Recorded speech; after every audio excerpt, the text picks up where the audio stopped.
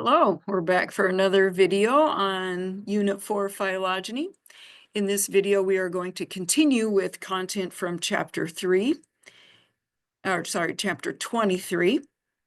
And so in our last video, we looked at genetic variation and the importance of genetic variation in evolution. And remember that genetic variation is the raw material on which evolution can act.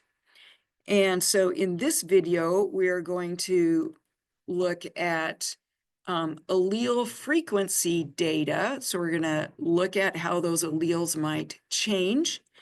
And we will use the Hardy-Weinberg equilibrium idea to examine whether a population is evolving or not. And then we will talk about three different mechanisms that we introduced earlier, three different mechanisms that can cause changes in allele frequencies in a population. And then this third learning objective we will save until the next video. So we're going to start off with a couple of definitions. First of all, we're going to define population as a group of individuals of the same species that lives in the same area and interbreeds. And when they interbreed, they do produce fertile offspring. And so the definition of a population is important because evolution happens in populations. Individuals do not evolve, but populations evolve. So I'm going to give you an example of a population, actually two populations. So this is a map showing the ranges of two different herds of caribou, and they are considered two separate populations. Their ranges do overlap in this purple area, but for the most part, the 40-mile herd is going to be south of the porcupine herd, and they may have some interbreeding when their ranges, if they happen to encounter each other in their shared range, but for the most part, they're going to just interbreed within their populations. A second definition we need is a gene pool. The gene pool of a population includes all the copies of every allele at every gene locus. So it's a way of talking about all of the alleles that a population has collectively. And then another kind of sub-definition is the idea of an allele being fixed. If there is a particular gene locus that only has one allele, we say that that allele is fixed. So there's no possibility for that allele to change in the population if there's only one allele at that locus. Okay, so let's look at a locus that has two alleles. So the alleles are not fixed in this population. And in this example, the gene that we're looking at is a gene for flower color. A capital C with a superscripted R is the allele for red pigment. And a capital C with a superscript W, it's a W because it produces white flowers, but that's because it doesn't produce any red pigment, so there's no pigment produced. So an individual that has two R alleles will produce red flowers. An individual that has two W alleles will produce white flowers. And this is a gene that has incomplete dominance. So an individual that is a heterozygote, so each of these is homozygous, has the same alleles for both alleles at a locus. This individual is heterozygous at this locus because it has both an R and a W. And the phenotype of this individual, what it looks like is that it is pink. It's intermediate between these two phenotypes. And so each of the three possible genotypes has a distinct phenotype. Okay, so If we have a particular population of these particular plants, we can count the number of individuals of each phenotype, whether they're producing red flowers or pink flowers or white flowers. And from that, we can get the genotype frequency, because this is just a one-to-one correspondence between the phenotype and the genotype. So if there are 320 plants that produce red flowers out of a total of 500 plants, and you can get 500 just by counting up all these numbers. So if there are 320 red ones, then the genotype frequency is 320 out of 500, or 0.64. And the 0.64 could be expressed as a percentage instead. And we would say that 64% of the individuals in this population have a red flower phenotype, or they have a genotype of RR. 160 of them are pink. So the genotype frequency of the heterozygote is 160 out of 500, which is 0.32 or 32%. And then similarly, the genotype frequency of the white flowered plants, or the genotype frequency of the WW, is 20 out of 500, which is 0.04 or 4% of the population. We can not only calculate genotype frequencies, but we can also calculate allele frequencies. So notice that in each of these genotypes, there are 2 alleles. Each of the individuals is going to have 2 alleles for this particular gene locus. So if there are 500 total plants, then that means there are going to be 1,000 total alleles with some combination of R's and W's. So there's only 2 possible alleles. There's a total of 1,000 of these alleles in the population. So how many CR alleles are there? Well, in the homozygous red individuals, each of these individuals has 2 R alleles. So if there are 320 plants like this, then there would be a total of 640 of these R alleles, because each individual has 2 of these R alleles. And these individuals don't have any W alleles, so this number stays 0. I'll just leave it blank. Also, the individuals who are pink have 1 CR allele in each of these individuals, so there are another 160 red alleles. Whoops, didn't mean to put that in. I'll talk about that in a second. So 160 red alleles and 160 white alleles in the pink individuals. And then the individuals who have white flowers, there are 20 of them. Each of these individuals has 2 Ws, so that means there are a total of 40 white alleles.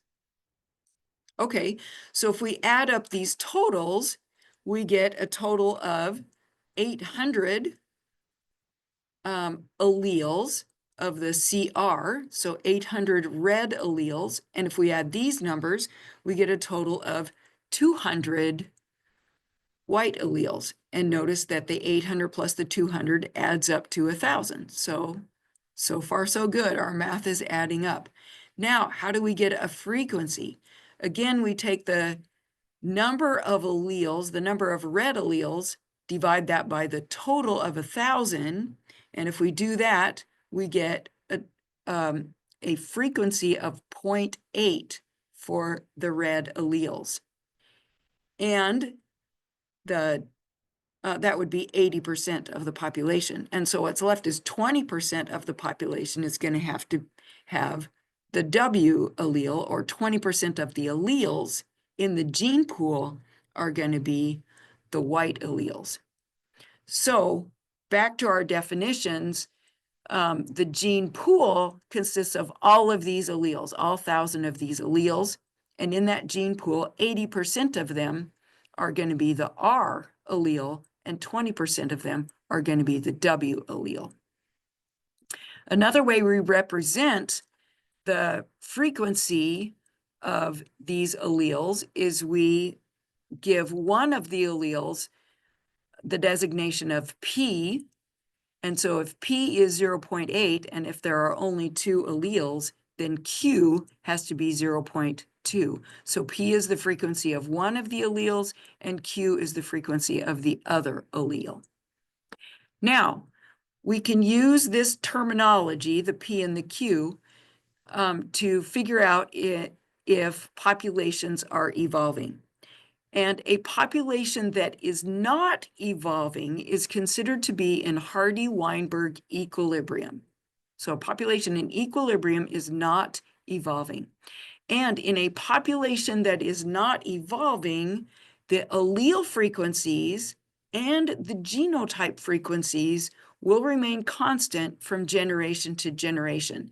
As long as there is just random mating and no other things that are going to affect the allele frequency, then this population, the allele and genotype frequencies will remain the same from generation to generation. And so we can determine probabilities of all the crosses in a population that is in Hardy-Weinberg equilibrium by using those P's and Q's, by using those genotype and allele frequencies that we talked about. So here's a figure from your textbook that illustrates what we're talking about. So the gene pool in this population can be represented by this bin that has red and white balls in it. The reds represent this R allele, and 80% of the balls in this bin are going to be the R allele. So 80% of the balls are going to be red, and 20% are going to be white to represent the W allele. So P again is the frequency of the R allele, and Q is the frequency of the white allele. Let's suppose that we just reached our hand into this bin at random and without looking, and we pulled out a ball. The probability of getting a red ball would be 80%. So when a population is reproducing, you can think of each reproduction event as being like pulling gametes from the gene pool. So the gametes, each gamete, both eggs and sperms, would have an 80% chance of being red and 80% and 20% chance of being white. So each gamete that would be produced by this population has an 80% chance of carrying a red allele and a 20% chance of carrying a white allele. So then we can use those numbers to do a population Punnett square. So this Punnett square is not based on a cross between two individuals, but it's based on a cross between like all the crosses that would happen within a population. So 80% of the sperms are going to be carrying a red allele. 20% of the sperms are going to be carrying a white allele. 80% of the eggs are going to be carrying a red allele. 20% of the eggs are going to be carrying a white allele. And so if we just multiply out these numbers, 0.8 times 0.8 is going to give us a probability of 64% or 0.4 of getting a homozygous red individual. And we would designate that individual as P squared. Homozygous for the P, for the allele that we've designated as P. The pink individuals, we're going to take the 0.2 probability of white, multiply that times the 0.8 of the red, and we're going to get 0.16, and that'll happen two different ways, either a white allele in the sperm and a red allele in the egg, or a white allele in the egg and a red allele in the sperms. So two different ways. So 16% chance twice is going to give us a 32% chance that the individual produced is going to be pink. And then there will be a 4% chance that the individual produced is white. So all these numbers are written down here. We've got a 64% chance of getting the CR, 32% chance of getting the heterozygote, and a 4% chance of getting the homozygous white. So the alleles in this offspring generation, we can just count up. If 64% are RR, then there's going to be 64% of the CR allele, plus 16% of the CR allele from the hybrids, and that's going to give you 80% of the alleles being CR. 4% of this are CW from the homozygous plants, and 16% are going to be from the heterozygous plants. And so there's a 20% of the alleles are CW. So what we're seeing is that we're getting the same genotype ratio in this offspring generation as what we started off with back when we calculated it here. Here's my genotype frequencies, 64, 32, 4.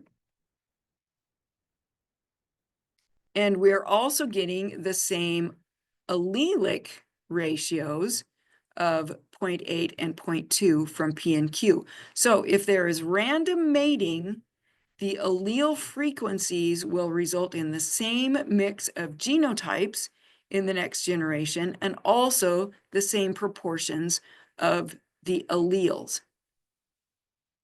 So I'll just circle that so that we can highlight it. With random mating, the allele frequencies aren't going to change and the genotypes aren't going to change from generation to generation. And also in this population that is in equilibrium, we would expect that the homozygote or the homozygotes would have a proportion of P squared for one allele, and the homozygote of the other allele is going to have a proportion of Q squared, and the proportion of the heterozygotes is going to be 2 times PQ.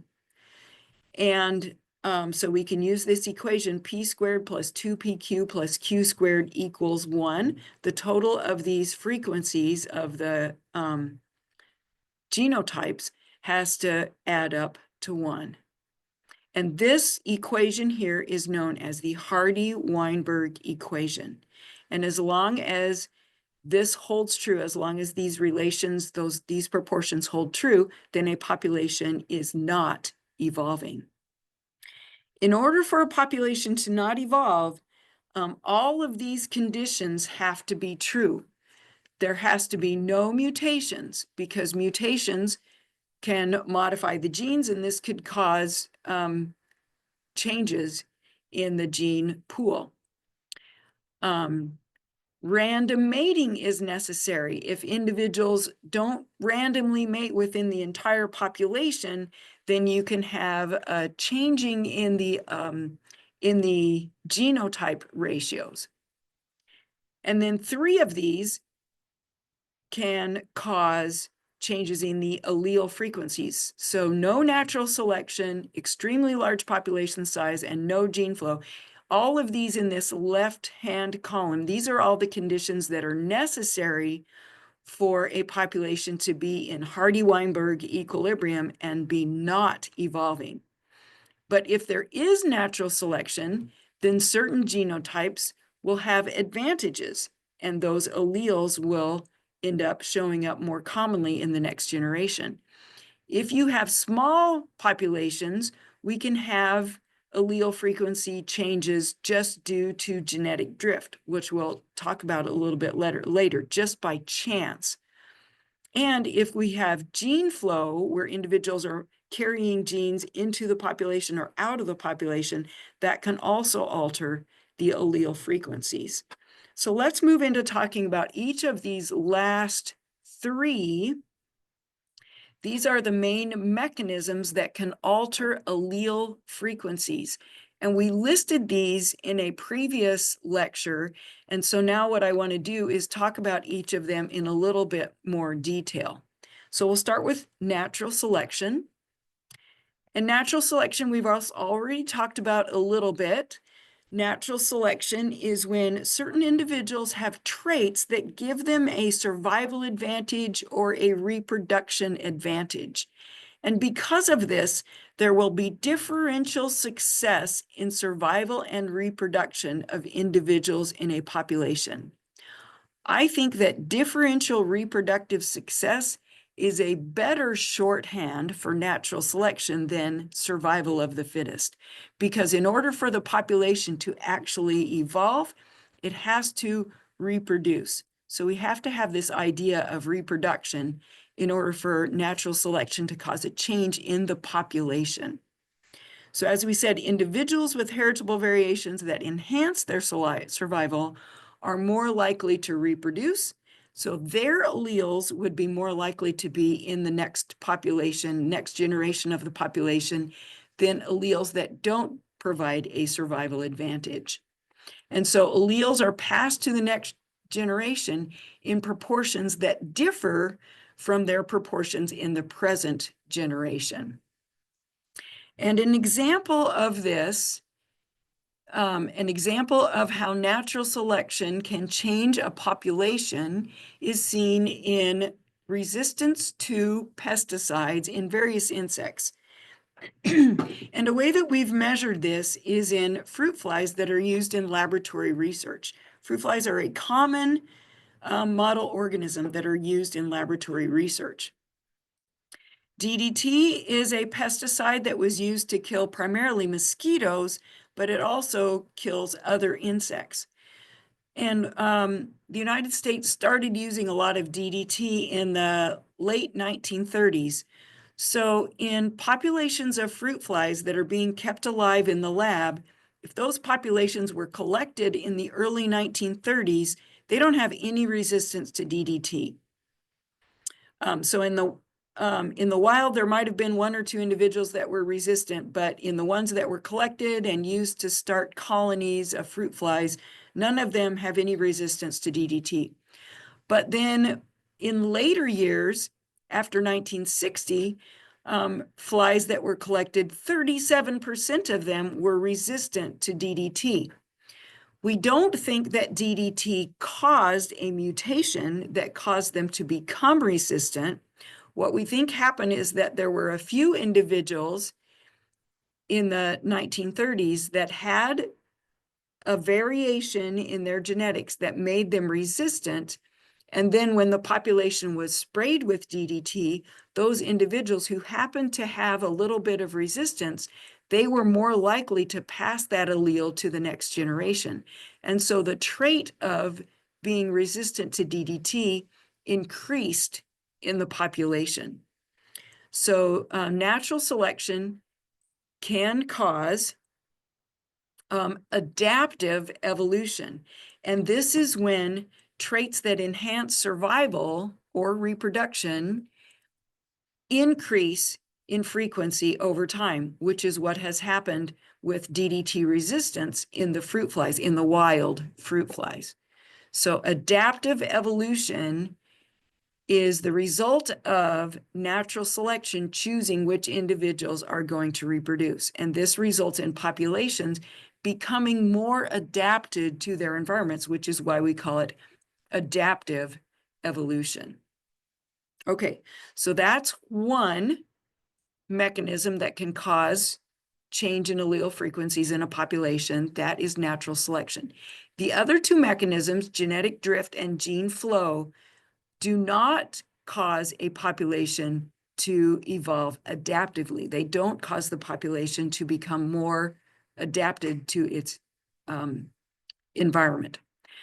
The first of these is genetic drift.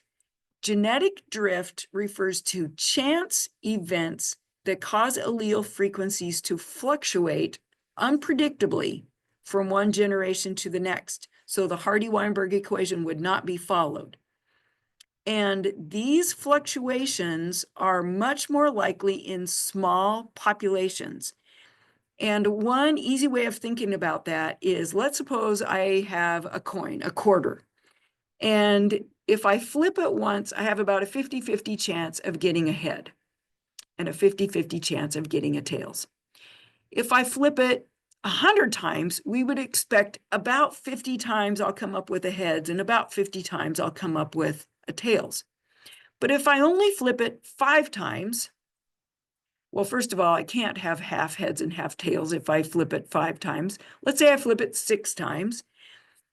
It's not nearly out of the realm of possibility that I would get something other than 3 heads and 3 tails. I could easily get 4 heads and 2 tails, or even 5 heads and 1 tail, if in that small of a sample size. And a similar kind of a thing happens in a small population. So our next slide, we see a hypothetical, very small population. So this population has 4, 5, 6, population has 10 individuals. And let's say in the first generation, 5 of these individuals reproduce, and just randomly, just by chance, it happens that 3 pink ones, the ones highlighted in yellow, 3 pink ones, and only 1 red and 1 white reproduce. So in this generation, generation 1, the frequency of the R allele is 0.7. But since only 1 red individual reproduced, that frequency goes down in the next generation, and now generation 2 has only 0.5 in the frequency of P's. So let's suppose in this second generation, or this second generation, when they go to reproduce, only 2 of them are going to produce offspring. Well, since these 2 are both homozygous, just randomly, not because they're better able to survive or reproduce, but just randomly, these 2 happen to reproduce. Now, all of the offspring are CRs, and we would say that the CR has become fixed in this entire population. There's no chance of this population ever reproducing and getting another white allele because that R has become fixed. So what are some scenarios that can cause small populations? So one of the scenarios that can cause small populations is called the founder effect. The founder effect is when there is a small group of individuals, part of a larger population, that for some reason gets isolated from the big population. So they move to a new area, maybe a storm blows some birds from a mainland out to some islands in the middle of the ocean. They have no way of getting back. So they're isolated, they're a small population, and they're going to establish a new population.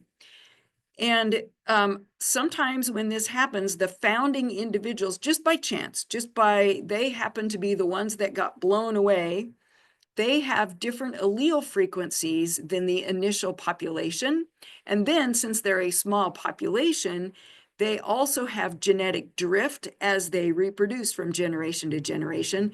And so they can become very different from the mainland population, mostly just by chance. So that's one thing that can cause small population. Another event that can cause a small population is what's known as a bottleneck, or a population bottleneck. This is when a population experiences a severe decrease in numbers. Like most of the individuals in the population will get killed off. And only a few individuals survive, and it's just by chance alone that they survive, not because they're better able to survive this particular catastrophe. And so if we look at this next picture from your book, this is an analogy showing an actual bottle with a bunch of beads in it, and the beads are all different colors. They're blue and white and a few gold ones. But if this population undergoes a bottleneck and only a few of them are able to survive, just by chance, it might occur that most of the survivors are blue and maybe a small number of white ones. And so this is a very different frequency of genotypes than what you see in this population over here. So this bottleneck can can do a couple of things. It can decrease the diversity, and it can also really change the allele frequencies. Here's an example from nature that's also from your book. This funny looking bird up here is the greater prairie chicken, and it has inflated its cheek pouches in an effort to attract a mate. And the greater prairie chickens used to have a really wide range in the state of Illinois, but because most of this land was converted into agriculture, they lost a lot of their habitat. And so in the 1930s to 1960s, there were somewhere between 1,000 and 25,000 prairie chickens that lived in Illinois, and their populations got reduced to only 2 populations living in a small area in Illinois, and there were fewer than 50 individuals. And they went back, scientists compared these 50 individuals with much larger populations in Kansas and Nebraska that had not experienced the severity of bottleneck.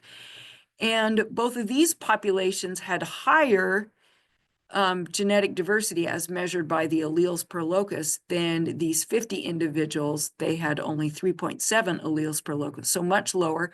And also, most of their chicks were not surviving. Only about half of their chicks were hatching that they would lay, as opposed to almost all of the eggs hatching for these Kansas and Nebraska populations. So what they did is they went back into museums and found some preserved birds, and they got DNA samples from these birds, and they were able to determine that in the 1930s and to 1960s, in that time frame, the birds had much higher genetic diversity, and also most of their eggs hatched. And we know this from like historical records that were kept. So in this case, the population bottleneck not only changed the allele diversity and changed the allele frequencies, but also reduce the genetic variation. So not only do you have fewer individuals, but also there's less genetic variation. And variation is important because that's the raw material that evolution can act on. So if a population has less genetic variation, they may not be able to respond when there's a change to the environment. And also another thing that we see from these data is that there was some probably bad allele that was more prevalent, and that was causing a lot of the eggs to not hatch. So in summary, genetic drift can be really significant in small populations. It can cause the allele frequencies to change just at random, not due to any individuals being better able to survive and reproduce than others. And genetic drift can lead to a loss of genetic variation within populations. It can also cause harmful alleles to become fixed, which is maybe what has happened in that Illinois population. So you could think of genetic drift as the population drifting in its allele frequencies from like having a majority of a certain one to drifting to having a majority of a different allele. That's one way of thinking of genetic drift. So it's change in gene frequencies that happens just by chance. Okay, gene flow is a very different concept. Make sure you understand the difference between genetic drift and gene flow. They sound very similar, but they are different processes. Gene flow is when individuals move genes from one population to another. And gene flow often happens back and forth. So genes are added to a population or removed from a population, and we call that gene flow. This can happen with adult individuals that are reproductive, so movement of fertile individuals, or it could be their gametes. So it could be just pollen being carried from one plant population to another. It could be entire individuals. So ecologists that were studying those greater prairie chickens, they wanted to rejuvenate the Illinois population. So they introduced some prairie chickens from Nebraska and Kansas into that Illinois population. And that brought new genes, that brought new alleles back into those populations. And we would say that it genetically rescued those populations. Gene flow, the transfer of genes between two populations, can slow those two populations adapting to their local environments because they're constantly sharing genes back and forth. So here is I'll come back to this slide, but here is a figure from your textbook that illustrates this. This is a figure that shows snakes that inhabit some islands in Lake Erie and some related snakes. These snakes are able to interbreed, but they're separate populations, but they're not completely isolated from each other. And the snakes that live on land, on the mainland in Ohio or in Ontario, these snakes tend to have lots of bands on their skin versus these snakes that are unbanded. And it turns out that on islands that have a lot of rocks, the unbanded pattern is actually better for camouflage than the banded pattern, which is the banded pattern is better if you're on land and you're in grass and different kinds of environments. So you would expect that natural selection would get rid of any alleles that would cause these snakes on islands to have bands, and it would get rid of any alleles in the mainland population so that they would all have bands.